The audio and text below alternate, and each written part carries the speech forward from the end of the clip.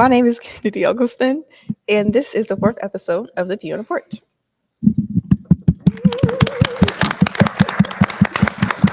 Today with me, I have. My name is Jonathan Sullivan, and I'm the historian, and I'm from the Midwest region. My name is Moniece Johnson. I am the secretary, and I'm also from the Midwest region. Hi guys, my name is Lauren Meeks. I serve as your president. I'm from Memphis, Tennessee. I attend Greater White Stone Missionary Baptist Church, and I'm Southern Region.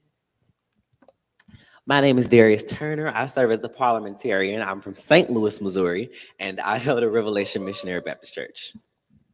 Okay, thank you all. Yes. Once again, if you all didn't hear, the hashtag for the week is hashtag PNBCYouth25. Okay, let's start. Our first topic for this episode is life and spirituality. How do you balance your faith with the pressures of everyday life? Does anybody want to answer first? I'll answer it. For me, I am a recent college graduate, so I'm kind of in a transition period.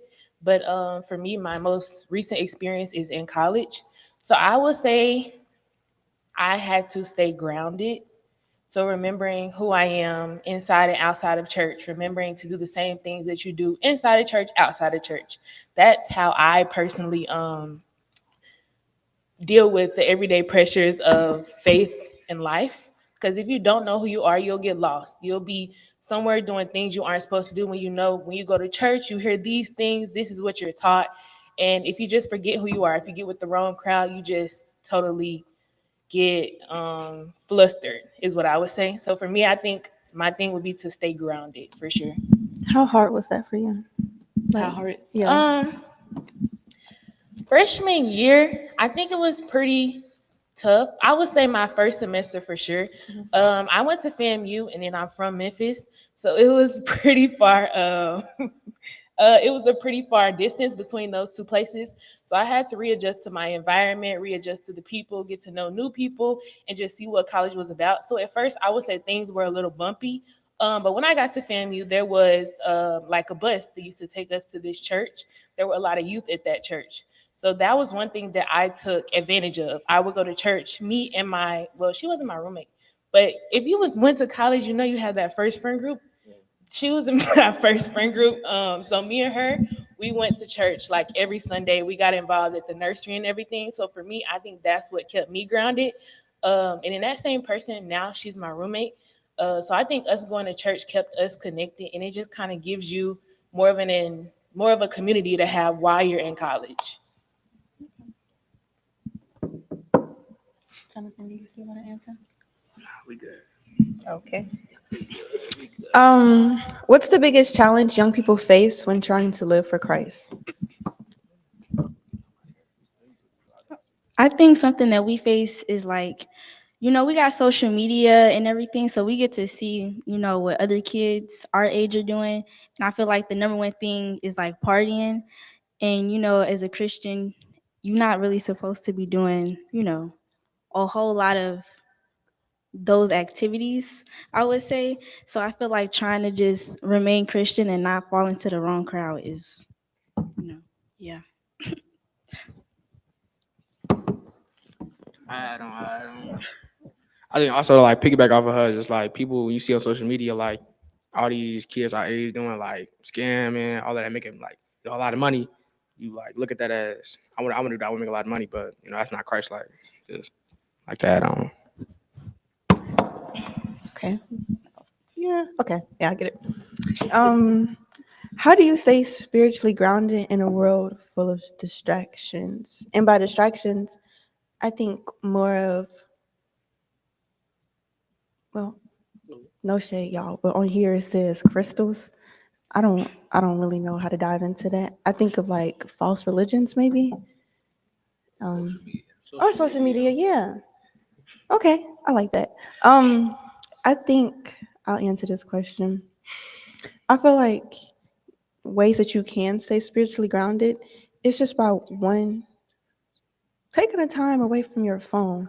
I feel like a lot of our devices now have become like the number one part of our lives.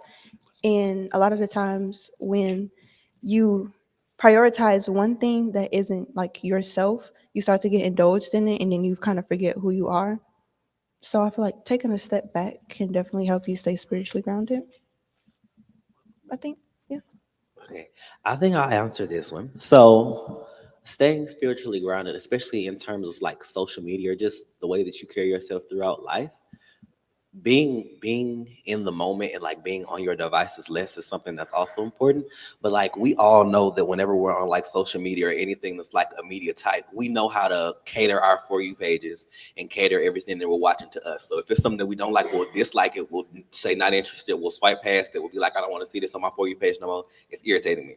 So just make sure that you're intentional about the things that you want to see on For You page. So if you're like, I'm seeing way too much negativity or I'm seeing way too many things that will be distracting to me, you should put things on there or like and share and like interact with things that are more positive and that promote your spirituality so that you're not only like, hey, I'm going over here to just like doom scroll because I'm bored.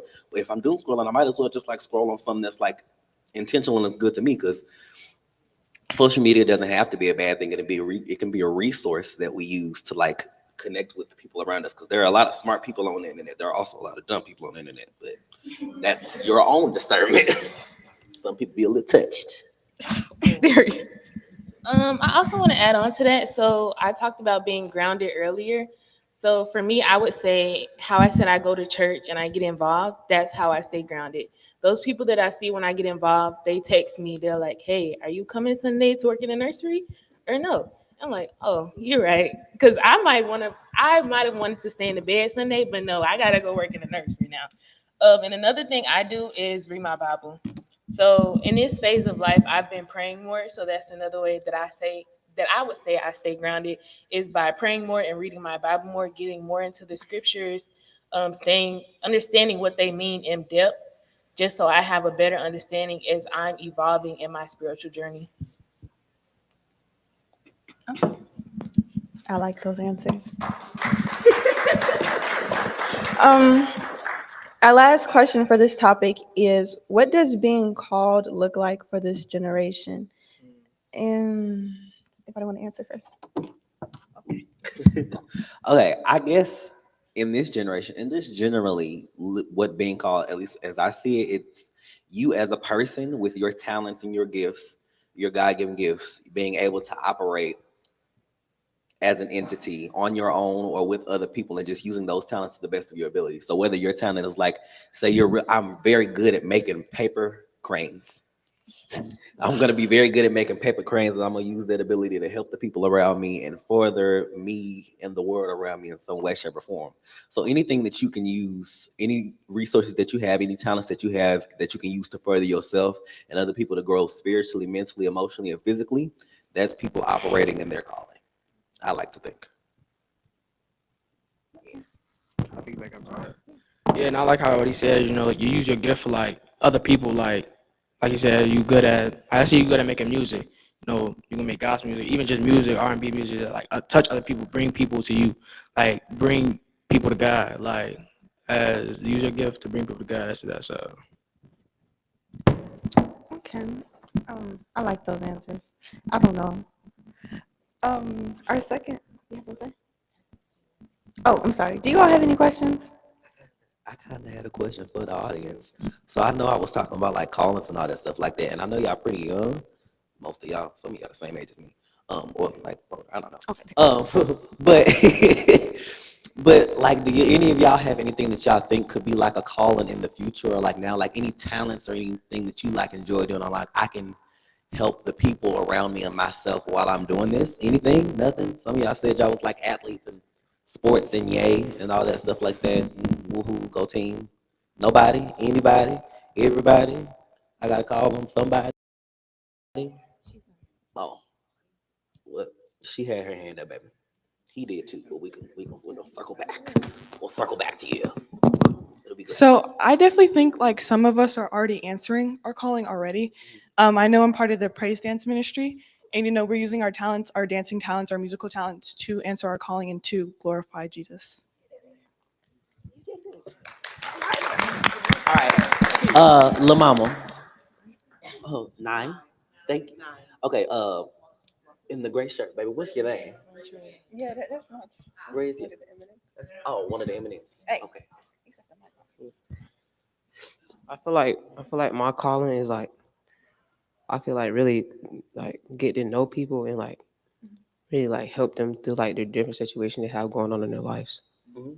Oh, wait, can I ask you? So, how do you think that you, as a person, could help people? Like, do you think, like, in what way can you help other people, or in what way do you help other people? Like, what's your favorite way to express your caringness?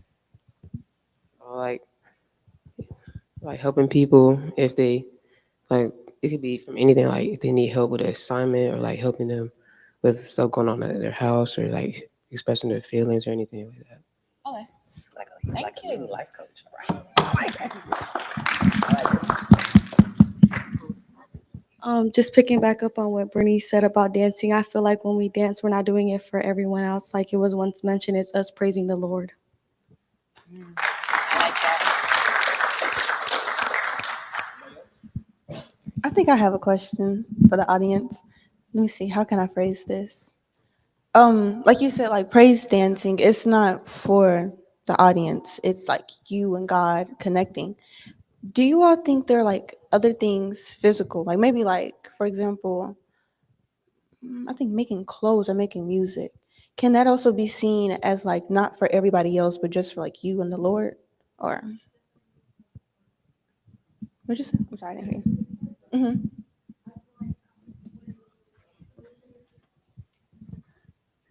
Just like when we're dancing and listening to the music, I feel like we connect with the music and listening to the lyrics itself is just like you and God. Yeah, I like that.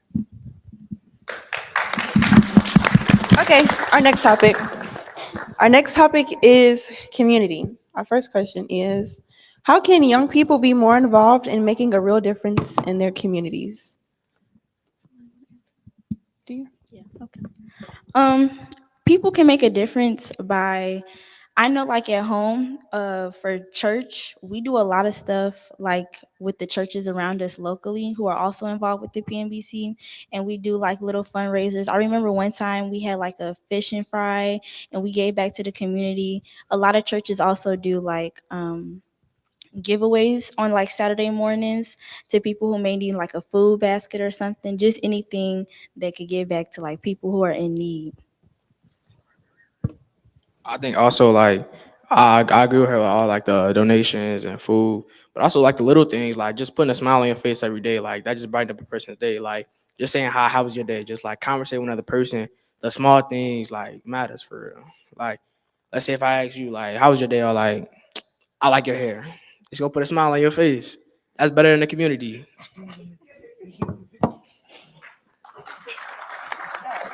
I just went crazy. I would say, picking back of what we said earlier, doing it in your own way. So if you feel that you can benefit your community best by, I don't know, like Kennedy likes to plan parties and stuff. So maybe she'll have a block party for the community, and then he can sing because he likes to sing, and then I'll do the food because I can cook. Like I think giving back in your own way is the best way to give back to the community, because like a lot of people say, if your cup is empty, you can't pour into anyone else. So if you don't like it, you're gonna be empty. Do something that makes you happy so that you can give your best self to the community and other people. What's the president gonna take it off? I like that. I like that. What are some of the biggest challenges facing Black communities today, and how can we address them? What you say for? Don't be nervous. I promise I'm nice.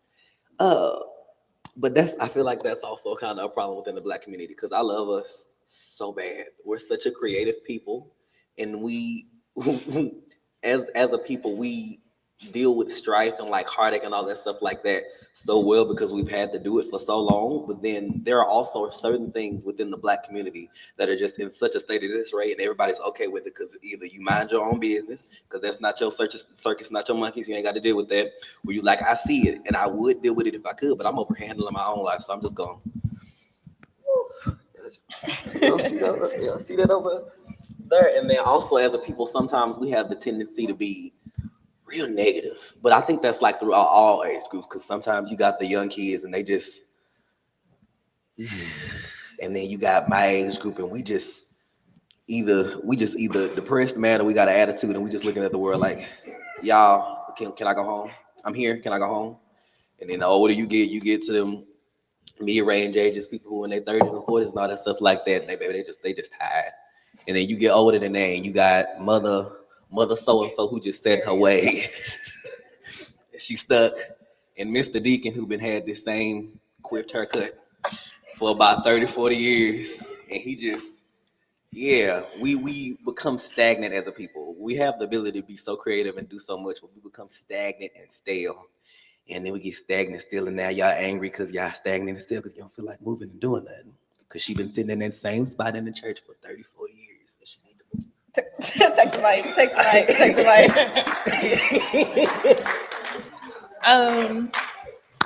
mic. The second part of Kennedy's question was, I think, how can we address them? Mm-hmm. I say your attitude. So me personally, my attitude, like I'll do what needs to be done, but I'm gonna do it in my personality, if you understand what I'm saying. So you can address it by being you, but your attitude also means a lot. So if you just negative, you like he talked about earlier, you at work, I'm ready to go home. Like, no, think about, oh yeah, I'm getting paid this week. Like you gotta be positive. You gotta find something positive in the world to think about. Because if you're always thinking negative, it's not good energy, and your whole life is just gonna be like, ugh, I don't want to go here because this. I don't want to go to the amusement park because it's hot. I don't want to do this because like, just don't think like that. So I say your attitude is an important thing to think about when you're trying to address certain problems or issues in the community. Okay. I want to answer this question before I move on. Maybe this is just how I'm thinking, but this question kind of backlashes to me because I feel like where we are right now, there are not a lot of Black communities, if that makes sense. Like in a previous generation, or at least from like what my grandma and my mom tell me, they're like, oh, when I was growing up, I could always, go to my neighbor or go to the lady down the street or, do anything. Like they had actual communities that they could turn to.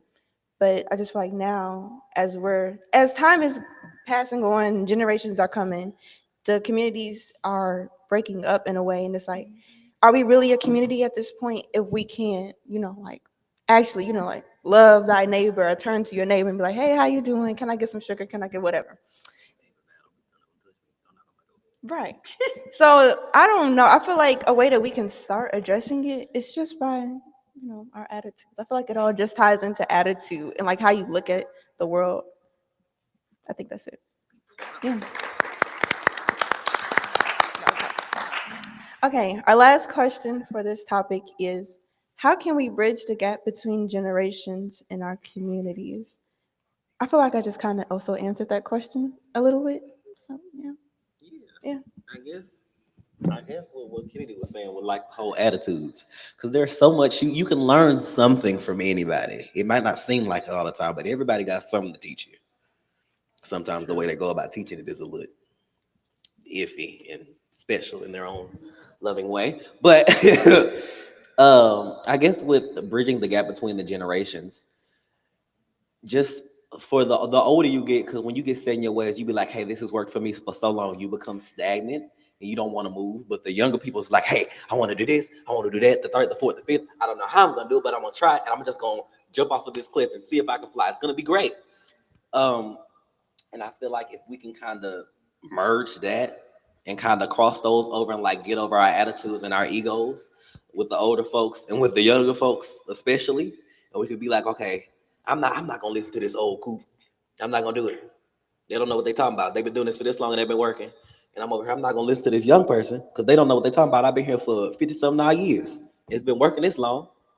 And if we can just bridge that gap and kind of like get over our attitudes and our egos and be like, hey, maybe you're right, maybe you're wrong. We're gonna find out together. We're so in there. Yeah. I don't know if this kind of relates to the question, but I feel like as we get older, the more you get older, the more you tend to feel like you don't want to come back, or you want to, like, for example, the PNBC. Some of y'all probably feel like y'all was forced to come here and y'all don't want to be here right now. So when you get to a certain age, you're not gonna come back. And I feel like that's where the gap, that's when it starts. And it could be like that with communities, families, everything like that. Because I know growing up, I'm not even old. Like, I'm 18.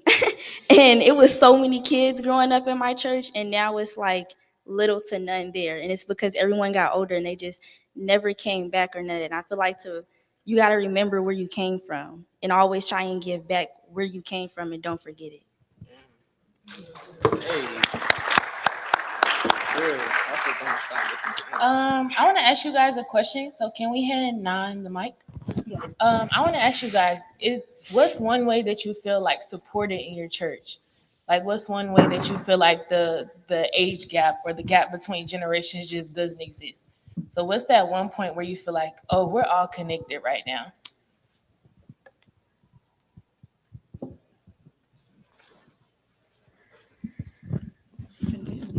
I feel like the age gap is not there. It's like whenever like I can go talk to like a deacon or a deaconess about anything that's going on, and they can help me through the situation. Okay.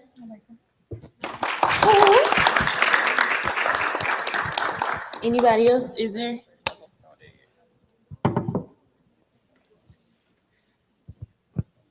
So I think our age gap is definitely bridged. We have a youth leader. Her name is Marissa. She's right here.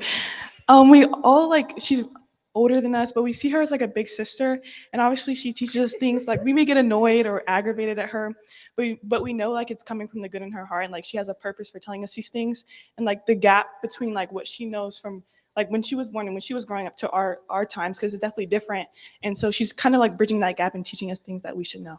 Okay. Shout out to youth director. Yes, amazing.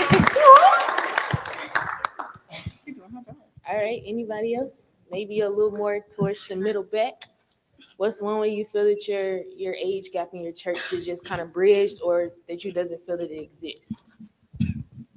Oh wait, no, I'm going back to the question we had just answered.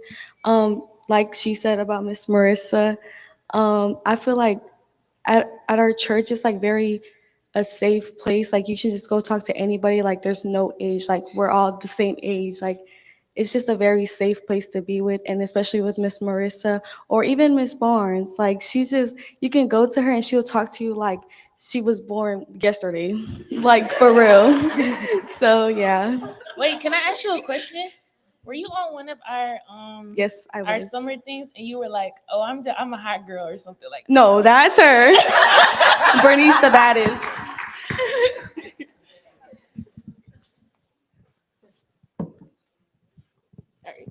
Okay, is that okay? Thank you, all audience. And our last topic for today's episode is just called church. Thank you, Darius. What do you wish church leaders understood about today's youth and young adults?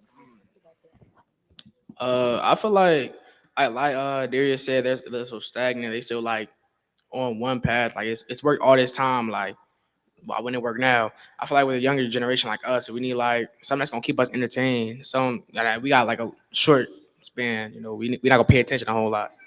So we need something that's gonna keep us active. Like something that's gonna keep us interested. I feel like that if we had something like that, it'd be a lot more. It'd be more interesting. Like when he said like, or was that Kennedy? Where it's y'all don't like coming to church. Y'all was like forced to come to church. So when y'all got older, y'all didn't come. I feel like if y'all was forced, even if y'all first, yeah, y'all saw something y'all liked, y'all would come back. Y'all would come back. I want to say, for me, I know when I was younger, like maybe I didn't want to do something at church, but I would go because Curtis there, Orlando there, VJ there, so I want to go now, even though we finna be outside in the hot sun walking across the street. But um, I think it's important for youth leaders to connect their kids, because the more you're with them, the more they start to feel like family, so you don't mind doing things as much. And I think that youth leaders need to continue to have, I would say maybe an activity like once a month, because once you lose somebody, they probably not gonna come back. So if you keep them engaged, they're gonna stay because, oh, I'm fine with being here because I feel like it's fun. I'm serving the Lord. We're cool. Let's go. But I think it's on the youth director to understand that, oh, your kids need to be engaged and just not letting them run around the church, show up on Sunday, leave, never do anything else.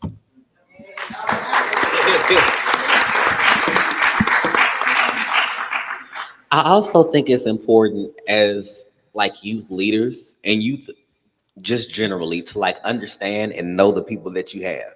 Because the reason that I'm so deep in church now and I'm like so deep in progressive now is because the people, the adults that I have in my life were like, hey, oh, I see that you're good at this thing and I see that you enjoy this thing. So I'm going to put you in this space. I'm going to put you in this place. I'm going to give you this responsibility. I'm going to give you this thing that I know that you can handle, that I know that you can take care of. So not only now that I'm older, I'm like, okay, I know how to handle the responsibilities that I need to.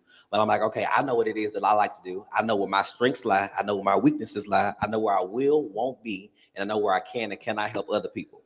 So if you got a kid that's just like, I like to stand at this door, I am so high energy. Yes, you want a fan or something like that? You want a napkin? Go ahead, I'll give it to you. I'll be a real good usher.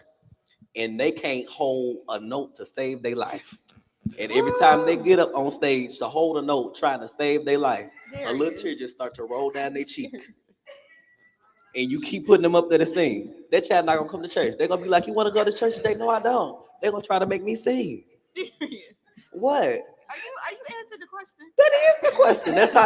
That's how you you just gotta make sure you put people in places where they can and want to help. And that's for everybody. Just throughout life. Because even when you get older and when you start making money for doing the things that you do, nobody wants to be at a job that they hate. If you go to work like, ugh, I gotta go to work every day. Nobody wants to go to church and be like, ugh, I gotta go to church again. They're gonna make me do this, that, the third, and I don't feel like doing it at all. It's ghetto. I want something I want to add. I have something I want to add. Wait, no, go. Yes, go. I think all of that ties into what we were talking about earlier when we were asking, what do you think God called you for? Because I feel like growing up for a little while, some people at church, well, around my church, felt like praise dancing wasn't, spiritual.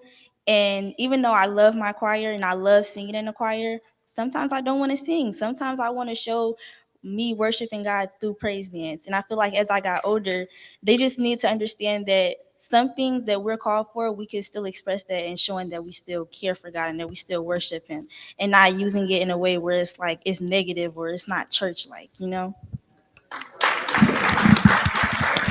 have something I want to say. I don't think it's going to answer this question, but I just want to say it because it's on my heart. Have y'all ever been to a church where there hasn't been like many youth, but you only see the youth on like Easter or like Mother's Day or like Father's Day or whatever? I wonder what that is. Yes, holiday saints. Thank you. Because to me, I just feel like that kind of bothers me in a way because They just want their Easter basket. right, they just want their Easter baskets. They only come for Christmas. And yeah. I just feel like to me that all does tie into this question because if you only have youth coming in like every 3 times out of the year, what are you really doing? Okay, I'll leave that right there. I'll leave that right there. Okay, the next question. Were you silent? Were you silent? Okay, the next question is: what do you think keeps young adults engaged in church, and what pushes them away? I'm the young adult. Yeah. The question was, what do you think keeps young adults engaged in church and what pushes them away? We have other young adults in here too, so if y'all want to answer. But they all looked at me as the representative of young adult. For me, okay, I grew up in church, so like now it's like a part of my routine. But I will say, if my mama, she'll say, if you can go out on Saturday, you can wake up for church on Sunday. So if I go out on Saturday, if I go bowling on Saturday, I'm going to church on Sunday. So that is one thing that encouraged me when I was younger. But now I just like going to church. Like I like going to church and seeing Miss and Mr. Lido. Like I like seeing my pastor. Like I like seeing those people. And then I like to hear the message because I can go back and see how it's feeling in my everyday life. So my pastor, I think last week they talked about love. So I could see like, oh, like maybe I need to reflect on the people that I love. Maybe I need to think about how I love the people around me. But it just kind of challenges me to think in a different perspective. So as a young adult, like that's what I would say. As I'm getting older, I don't really plan on going away from church. I kind of like how it keeps me grounded and focused. But if we have any, okay, Nine, can you come get the mic for me, please? You're gonna take it back there.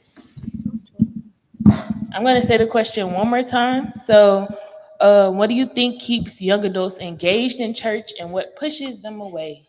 Okay, so I think the first thing that keeps young adults engaged, I noticed that our generation kind of more so looks for something to connect to and relate to. So, like transparency, because a lot of the times, I'm gonna be honest, like in growing up in this day and age, there's a lot of things that go on, like they said, through social media, even seeing different lifestyles that's, you know, opposite of a Christian lifestyle, and more so not even the religion of Christianity, but more so like relationship with Christ and the things that, you know, he expects us to do and the standards that he holds us to. And people are not living like that. And so there are things though that happen where people are kind of living like there's like a double sided life type of thing, where you show up in church and you do all the routine things and all the motion things, but then when you go out into the world, you're faced with so many temptations and so many things out there. And so you have to really be strong in your relationship with Christ to you know, kind of make it through some of those things. But I would say, like in church, that's where we have to build the community to keep our young people engaged, because when you are transparent, people want to know how you got to where you are. Like with our elders, how did you get so close to God? What did you go through? And sometimes I think that people are uncomfortable, you know, opening up about those things, and you don't have to tell all your business, you know what I'm saying? But it is good to be relatable. So I would say that's the thing that would keep people engaged and coming back. What may keep people away, there's incidents of church hurt. A lot of the times people, not to go in on the elders, because we have to learn from each other. Young people have to learn from the old people have to learn from the young as well. It's a exchange.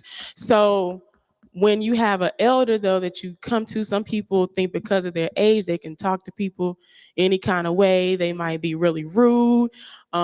Also, last thing I'll say is that people will look at church people and say, well, that's not supposed to happen in church because you all are people of God, you all are Christians.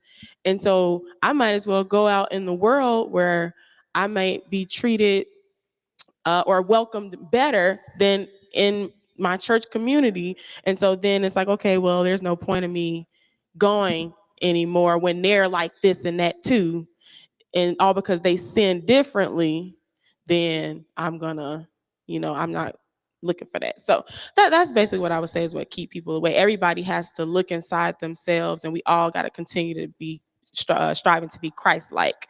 And the church is not perfect, though. I will say that it's made up of imperfect people, so there'll always be things that are not perfect. But you can't let it run you away. We all have to turn to God and become better and more like Him. So that's what I say.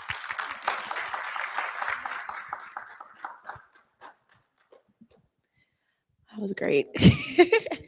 I would say one thing as a young adult that I feel like keeps us back in is getting us back into church is going through life.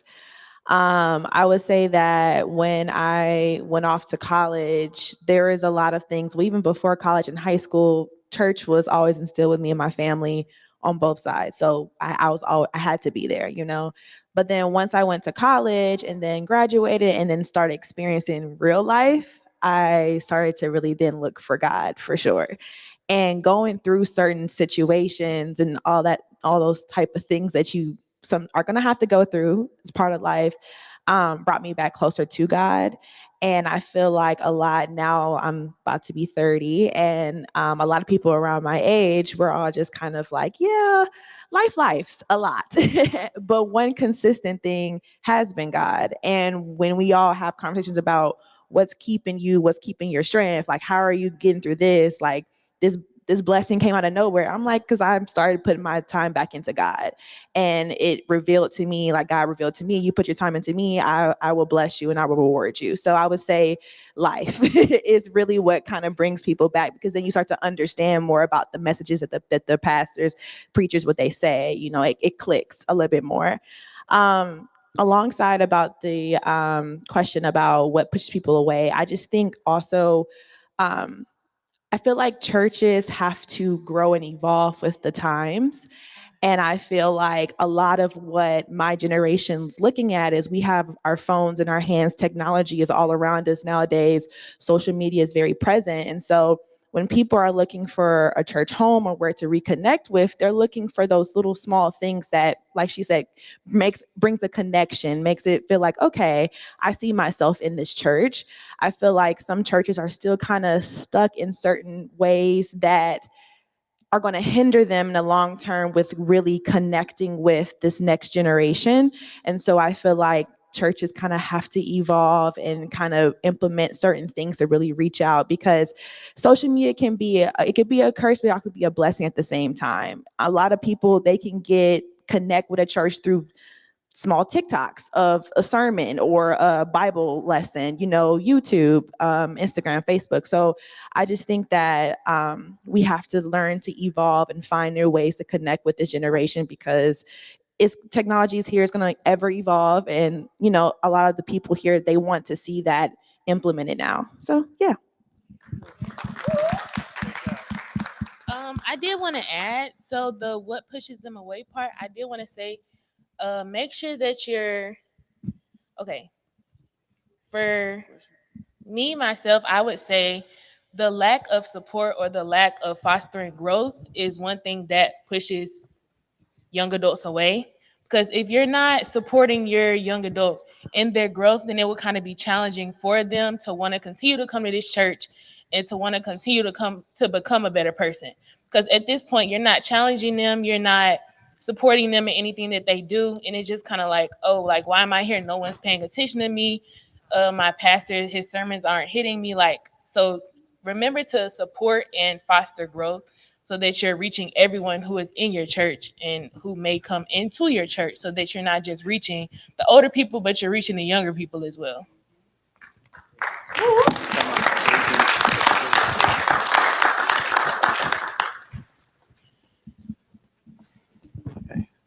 Um, so about when we was talking about, getting the church engaged and stuff like that, I think the best part about getting the church to engage is like when you come into church, you don't come to entertain, or you don't. It's in my heart. It's my heart. This is what I'm going to say. Just try to listen to me as much as I can. When it comes to coming to church, you don't go to the church because I'm gonna bring this up in our church. When we go to our church and stuff, you got people who talk to each other, talk about this and that. But when it comes to going to church, when you're about to, the church is starting, you're about to have some service and stuff like that. Like you go to church to worship, because you're too busy talking to each other, talking about this and that, and then you're off track. Keep yourself far away from God. I mean, let me bring it up. You might got musicians who are playing for a paycheck, not even playing for under the anointing. And and this is what this is what we talk about. My granddaddy, I mean, he retired from his pastoring. I talk to him about Christ. I talk about him when I feel this and that. You know, me not want to go to the lake fire. We talk about how much we talk to each other instead of going straight to the worship. And so God is only looking for you to have space for him, not just, before we in the worship, we're going to talk about, we went to go to Chuck E. Cheese or McDonald's and stuff. No, we just go straight to the worship, not just going talking about that is totally opposite of the worship, always stick with church, stick with worship, and don't let anything keep you far away from it. Just stay close, stay humble.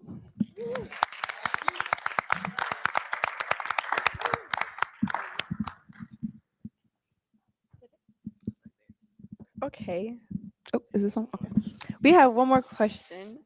And our last question is, how do we encourage more young adults to step into leadership roles within the church?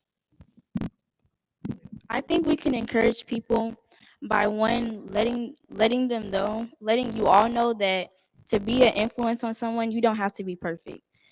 Um, I feel like for me, being the not the oldest but semi the oldest, like where I'm at my church, I kind of look at anybody like younger than me as like a younger version of me. So I'm telling them what I would have told myself growing up, or I'm just doing it out of the kindness of my heart, what I think would be in their best interest. I don't have to be perfect to give advice.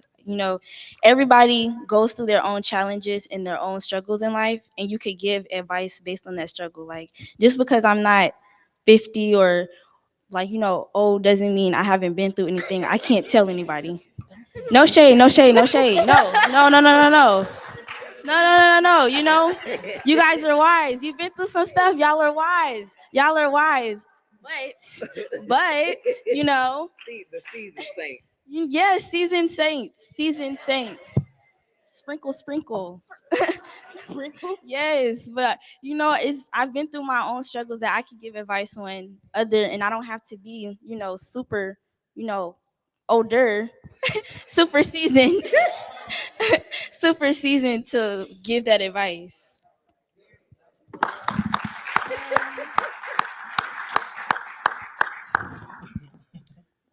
I would say kind of guide them before you just throw them in the deep end. So as a youth or young adult, like sometimes we just feel like we're just thrown in there, like, okay, now what? So I would say like remember to guide and don't just throw them in there. So like in my position, I had to be guided for the presidents before me. They back there.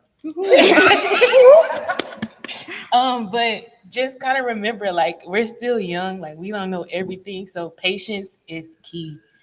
Be patient with your youth and young adults, and remember, like we're still learning. We're just kids for real. Yeah.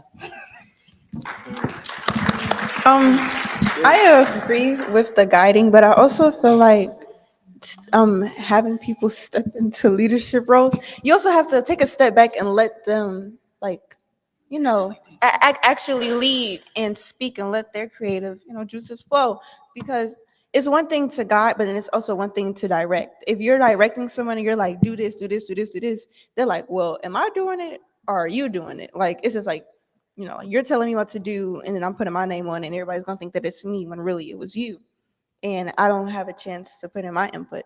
So I feel like that'll also help encourage a lot of youth and young adults, because in a lot of instances they're more directed and told what to do than guided.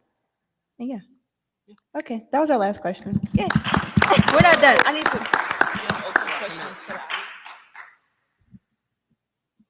Oh, President Peoples, where is he? I can't see. Oh, so anyways, President, he's on the phone. come on, President. Hallelujah. Come on down. Wait, we need some music as he walks down. Sing some. No, don't sing actually.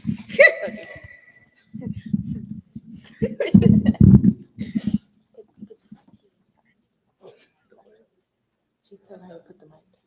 Amen. Hey everybody, Hi. good to see you. Good to see you. Y'all got is that real sweet tea right there? Yes, wait, can I sponsor? Is We that? wasn't doing no sponsorship. I got you, got you. Good morning, everybody. Good morning. To your leadership team, to Reverend Riley, and to President Meeks, and to entire cabinet, and to each of you. We thank God for each of you. Hope you have a wonderful, wonderful, wonderful session. We are doing anything and everything possible to make sure that you have what you need. I'm looking for a great attendance and turnout this week as well. I could see you, Sister Davis. So there's some Congress classes and everything. So we just want you all to be engaged. Just get everyone that you know of. We don't want kids just hanging out. We want you to gain something here. I want you to know that we believe in you and we believe in this department. Your president, this is the department I came from. When I came to convention, I came in a stroller. They brought me in a stroller. And who would have thought that I was being pushed in the convention over 50, well, I'm 52 years old. Who would have thought 51 years ago, 52 years ago, they're bringing me here, that I'd be the president of PNBC. And so this is where it starts. This is where your passion for PNBC, this is where your connections go across the country. I still have bonds from people that I met 45, 50 years ago, and so I want you to relish that, take advantage of it. Know you have a voice here. We're trying to make sure that you have what you need to have a successful session. So I thank the team for what they've done, and I'm just looking forward to it this week. And just have a great time. Have a great time.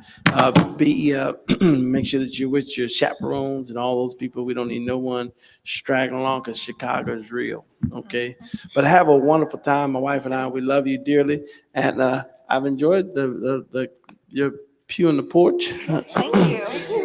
Pew on the porch. We have. I didn't know if y'all was having a tea talk or something like that. Spilling the tea. I don't know what it was. With the time that we have left, I want to open it up to the audience. So if you guys have any questions for us, any questions for the audience, you can come up. Now we'll give you the mic, ask the questions. We got one in the back. We got one in the back. You got one in the back. I love it.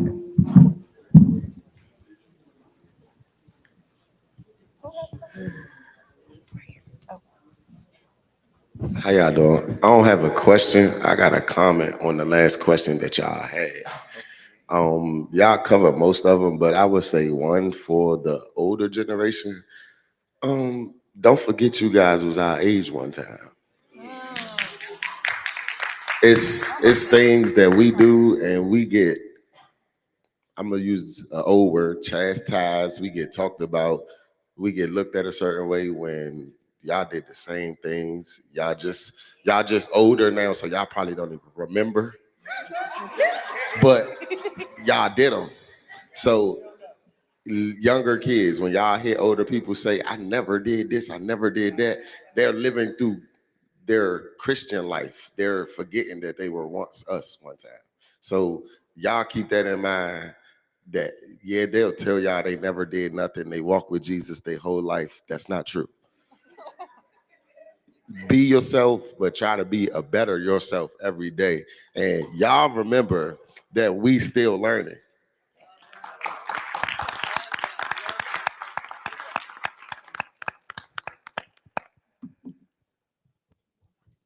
All right.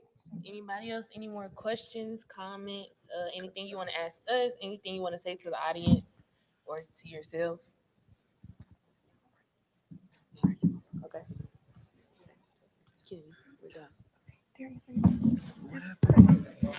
What am I doing? Got one in the back. No, he has a question.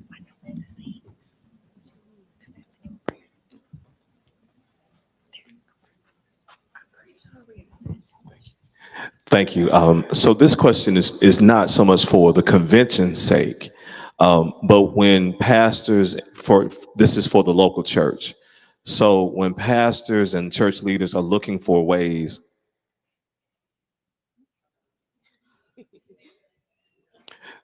so this is not so much for the convention's sake, but for the local congregation's sake. When pastors and church leaders are looking for ways to integrate youth and young adults into leadership positions at the church, because we want to provide a training ground, we want to give you an opportunity to lead.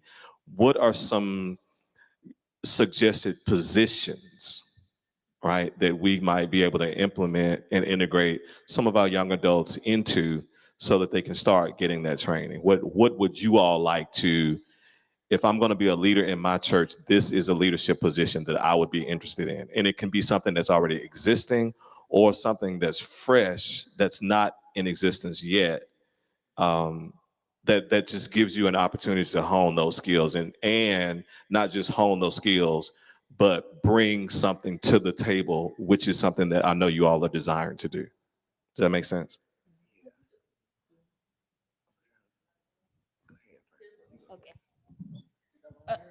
Oh, okay, I'll make it quick. I was gonna say, I think with like training, because there are certain positions, like you said, ushers, nurses. There are certain things that take like the training, but then there are like fresh like vision, I guess, that people have. I don't know if there's exactly like a position, but maybe like just building like a leadership team maybe for like youth and young adults, because there's like you already have the youth pastor, then it goes down to you might have like a person over the youth, and then maybe having somebody over the young adults, because just for example, like here in nationals there's someone over youth and then there's a different person over young adults, but then where I'm at, they have me, well, for a state over youth and young adults. So I have to find, because there needs to be more people involved, I have to find somebody to be over youth that can really like be with different age groups. So maybe it's just like having somebody for the different age groups, maybe the smaller kids and teens.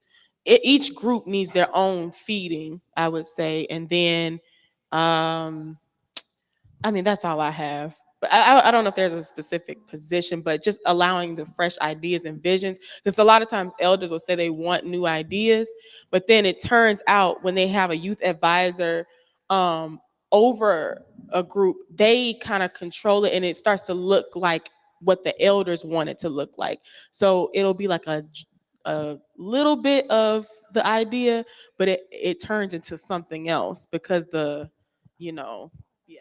That's all.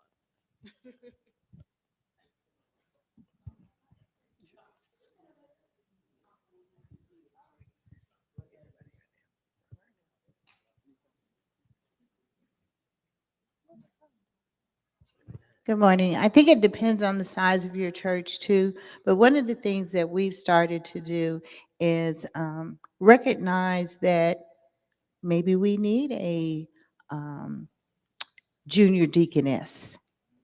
So we have junior deaconess, we have junior deacons, we have junior armor bearers. And so they've seen the older people do, and so we've helped them and allowed them to train. They do the announcements. And so it doesn't have to always be that older person. And maybe the older person assisted, but then there comes a time when that person steps back. You got it. We know you can do the announcements, or you can take the pastor's things, or you can support the deaconess, and then recognize youth. I think youth need to be recognized. You need to call them by name. You need to congratulate them on all that they do, so that then they're excited to just continue to work with you. Um, ooh, Reverend Riley got something. I just want to add to that. Great. Thank you for asking the question. And so with these young people, they have been absolutely amazing to work with. And some of the ideas that you're seeing was birthed out of what they had. And so one of the things I went to when I was asked to do this role was, what do you all want to do? What happened last year? What things occurred last year? What things did not go well last year? And then that was our foundation and where we started from. And so this podcast was a creation of something new that they kind of wanted to do. We came up with the name, we came up with topics. This is our 4th episode. And so when we talk about positions, I think the starting point may be getting them in the room to ask them, what can we do to help you? What can we do to engage you? What can we do to get you more involved? Or what are we missing? And be okay with whatever those answers are and not become defensive with all of that. And then really, President People really gave us an open platform. Do what it is you need to do. And so that's kind of where we are with this. And so I would say, like, social media, we know that that's big in this generation. And so we're having a social media person who's over all marketing and social media, that we started a TikTok page. We go to where they are. They are not on Facebook. That's where I was comfortable. And they had to get me educated to TikTok and Instagram. And so it's going to where they are, meeting them where they are, and then and just letting God use them in those spaces. And so I think it starts with just having a conversation, and then God will create those positions, so to speak, that kind of gives them the opportunities to grow beyond where we are. And so when we say let them lead, I don't need to be here doing it. Let them do it. They started it and they come up with the questions and all of that. And so we're here to guide them. But I think social media is one thing. Marketing, they are very good like with Canva and creating tools and those type of things. Like, so Canva, you can create marketing tools, getting them on those committees, the social media committees, any type of creative production type of committees and things like that. They are creative beyond measure. And so wherever you can fill them in those spaces would be what I would suggest. Just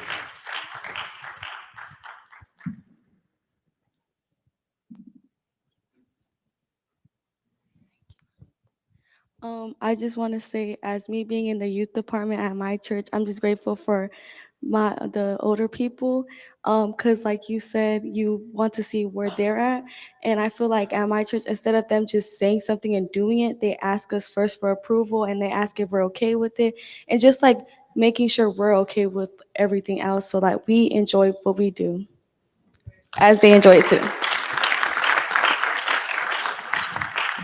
just kind of bouncing off of what Reverend Riley said, even with like getting youth in leadership positions, it doesn't have to start from a place of like, oh, we need to create this title or this position so we can put them in there. What you need to do first is you need to, as a group and as a unit, you need to figure out what your church needs, what your community needs, what the people around you need, and you need to be like, hey, we have youth. We have these people that can do these things, and you need to delegate. And you can rotate them as much as you need to. And once you find a place where somebody sticks and they can get stuck and they can like, hey, I can do this and I can grow in this and I can become a master at this. Because today I'm a novice, tomorrow I'll be a master. You can find somebody that can do that, and you find those things that they can do that with, and you could be like, hey, we can make a position based off the fact that I know that you have the abilities and the want to do this thing, and that you can hold this responsibility and do it well. So it doesn't have to start off with a position. We don't need to be like, hey, you're going to be a junior, senior, sideways usher. It's going to be great. It's going to be like, hey, you're really good at maintaining energy. You enjoy walking around, helping people during the service. And when you're at that front door, when people come in, you're a welcoming spirit. So we're going to put you there, and we can make a position around that because you're so good at it. Yay.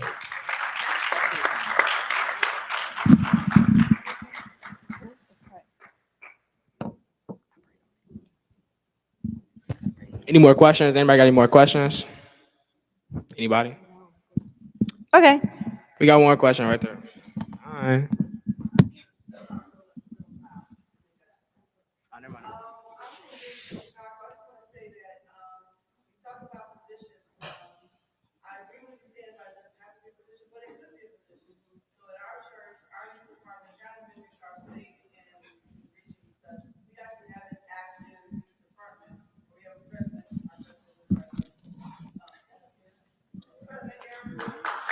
Okay.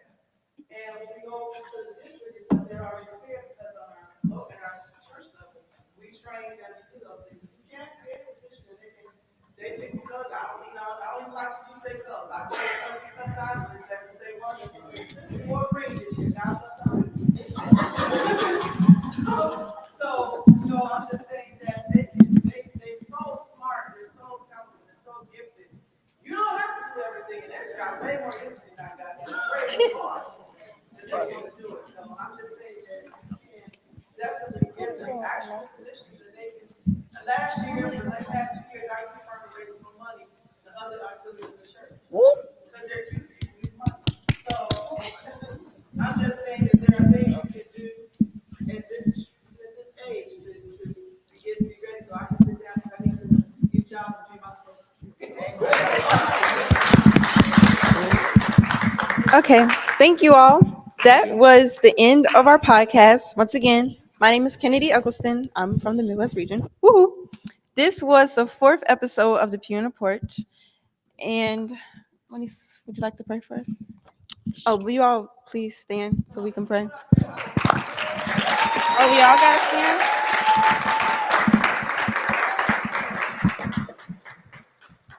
May you all bow your heads. Dear Heavenly Father, I just want to come to you today and say thank you for everything that you've done thus far. Thank you for putting food on our table and a roof over our head.